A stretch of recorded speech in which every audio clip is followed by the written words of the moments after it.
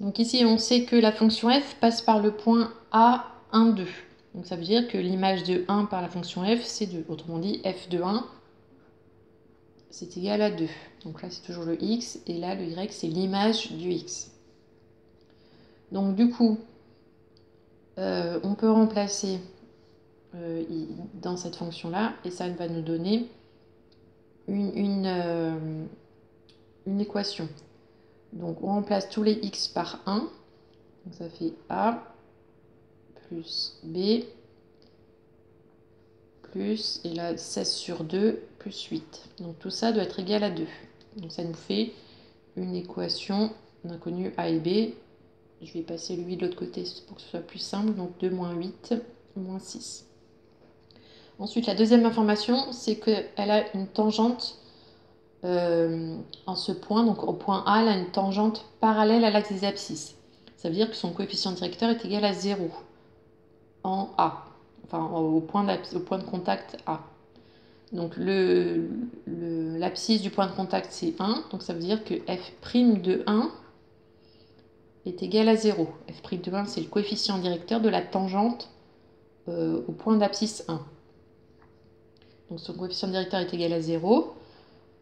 Donc on va dériver cette fonction-là. f' de x est égal en fonction de a et b.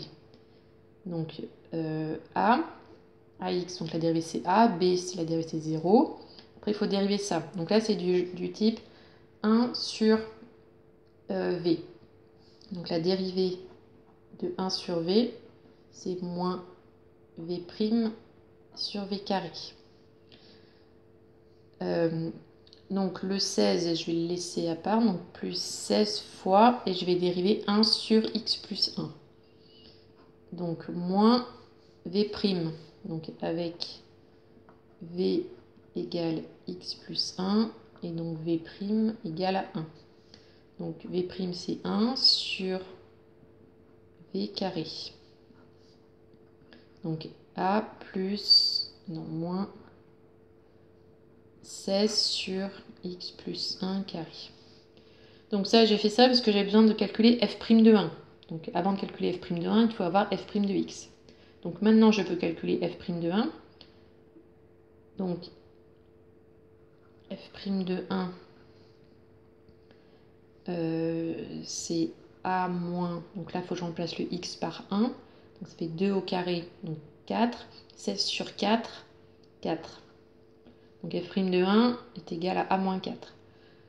Mais on avait dit dans l'énoncé que f' de 1 est égal à 0. Donc a moins 4 est égal à 0. On résout ça, ça nous donne a est égal à 4. On va réinjecter là-dedans pour avoir la valeur de b. Donc 4 plus b est égal à moins 6. Et donc b est égal à moins 6 moins 4 moins 10. Du coup, on a les valeurs de a et b, donc on peut répondre à la question. On va donner la conclusion, la fonction, donc f de x est égal à 4x moins 10 plus 16 sur x plus 1.